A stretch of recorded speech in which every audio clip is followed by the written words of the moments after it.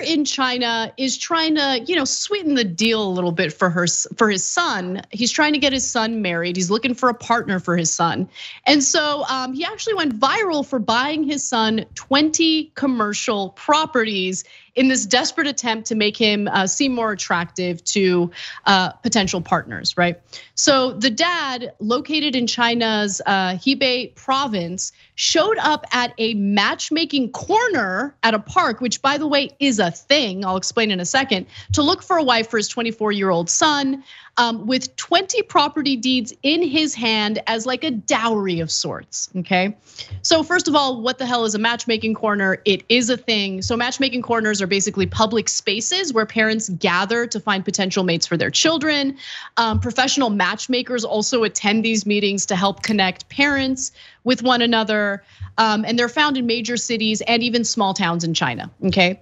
Now, how many deeds in total, matchmaker Zhang asked in a now viral video that he filmed himself. In the video, the father opens a pink bag and replies, less than 20 copies, all are commercial properties that are registered with the house management bureaus. So this is all on tape, it's a video, but it's all in Chinese. So we just decided to give you that quote anyway, but here's a photo of the bag filled with the deeds to the commercial properties that the dad bought for his son. Now, the story went viral this week, and the video actually attracted like 78 million views, and it even sparked like a pretty fierce debate about, honestly, I don't even know what the fierce debate is about. Like, I kind of get it. Like, people are like, oh, well, why do you need to, sweeten the deal with all these properties? Like, what's wrong with your son? That kind of stuff. One person defended the father, saying the father is not trying to show off.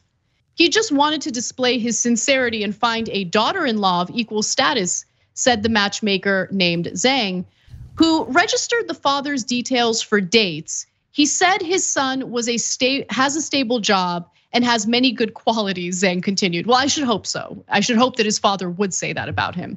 But I don't like, great. I mean, isn't this what happens in one form or the other when it comes to a lot of matchmaking? Yeah, no. I don't know why this is a problem. No, I know. Look, I could clearly see why it's a problem for some, but that's because we live in different cultures. We're all on the same planet. We're all human beings, but and we all have very similar hardware, but our software, that's our culture, is very different. So I can see why a lot of people in America would be flipped out by this, and I'll give you both sides. So call it loosely the Western perspective is you should marry for love. And they think that that's such a given, there's no question about that. That's why they find this story super awkward. Like, how bad is your son that you had to get not one, not two, but 20 different properties to convince anyone to marry him? Not buying it. Yeah. I'm not buying it. I don't think that's the Western culture. I think that's BS. You don't think so? I bet a lot of people think that. I would bet that the majority in America would think that. That is what they say. But I would argue the behavior is a little different than that. Are you kidding me, Jake? Ton of people marry for money in America, in the Western world. Like, they just try to like lie about it. That's what I think. Yeah, and that's my take. No, but Anna, that's super fair. But at least they are lying about it, because in our culture, it's shameful to marry for money. We look at, oh, look at that gold digger, right? Yeah, it's a pejorative, it's insulting. Do people do it anyway? Of course. But by the way, do most people do it? I don't know that most people do it.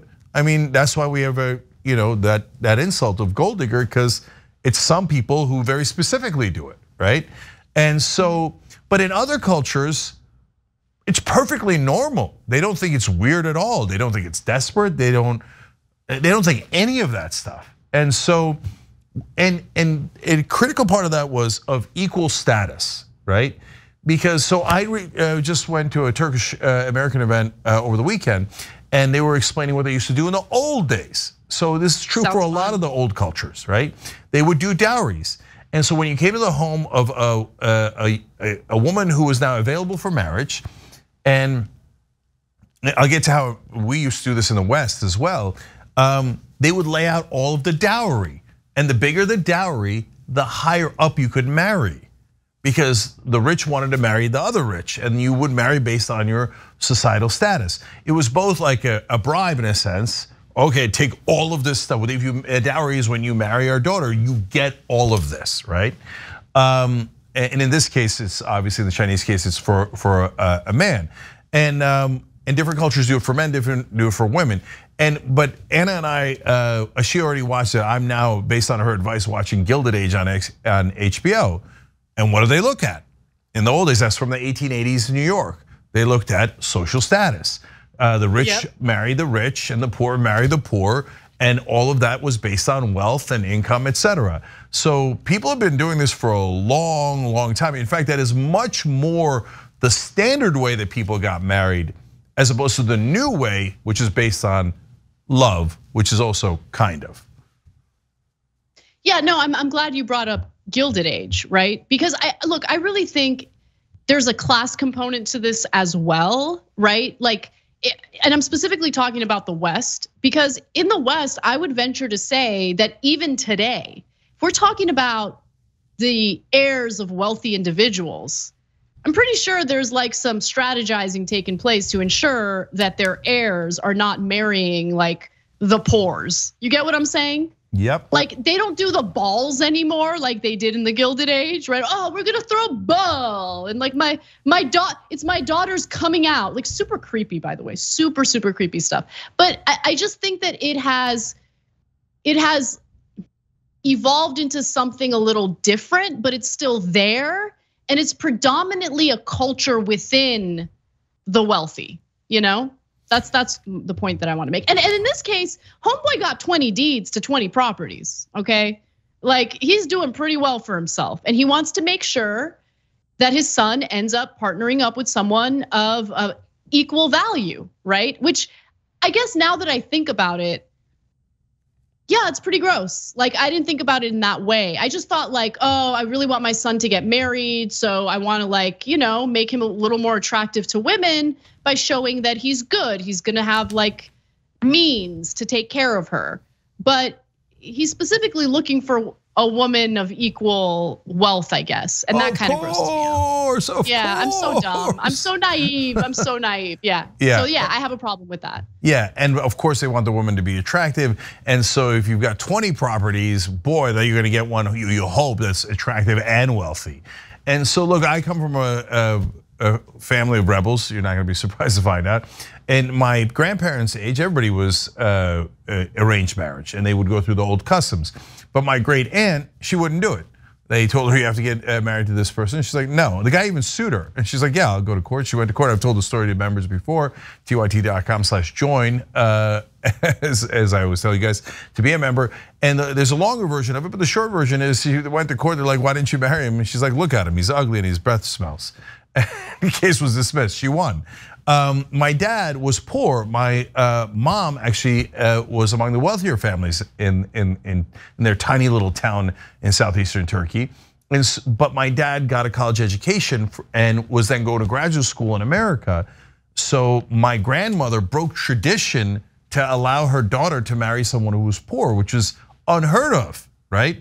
And so you can't break these things, but the old tradition is real. And most of the time, yes, money looks for money. But I tell you that my dad's story partly because, don't get it twisted, the poor are also looking to quote unquote marry up, right? Now in my dad's case, it didn't help at all. He never relied on my mom's side of the family, and then eventually they ran out anyway. And my grandmother was right. The education was much more valuable, and my dad did great. But did my dad's family want to marry into a wealthier family? Of course. So and guys, part of the reason why we have a different culture in America is because we're the wealthiest nation on earth. So we have that luxury. If you're poor in a old school country, you ain't got no luxury to worry about, oh, who do you love and this and that. If you can marry into money, the family puts tremendous pressure on you to marry into money so that not only are you saved, but a lot of them are saved from poverty and need, etc. And so that's why you see what you see. But Anna, to your point, yes, to us, and that's why the different cultures existing at the same time is amazing because we see it so different. now we get to what happens in Matchmaking Corner. For the women, if they get to the age of 27 in China, not in all of China, but in a lot of places, they're called leftover women. Because at 27, I mean, come on, they're past their prime. It's over for them. They're just left over. Then you have to give more to entice a man to marry a woman above the age of 27. And for us in the West, that feels super gross, right? But for them, that's totally normal. Thanks for watching The Young Turks. We really appreciate it. Another way to show support is through YouTube memberships. You'll get to interact with us more. There's live chat emojis, badges. You've got emojis of me, Anna, John, JR. So those are super fun. But you also get playback of our exclusive member-only shows and specials right after they air. So all of that, all you gotta do is click that join button right underneath the video. Thank you.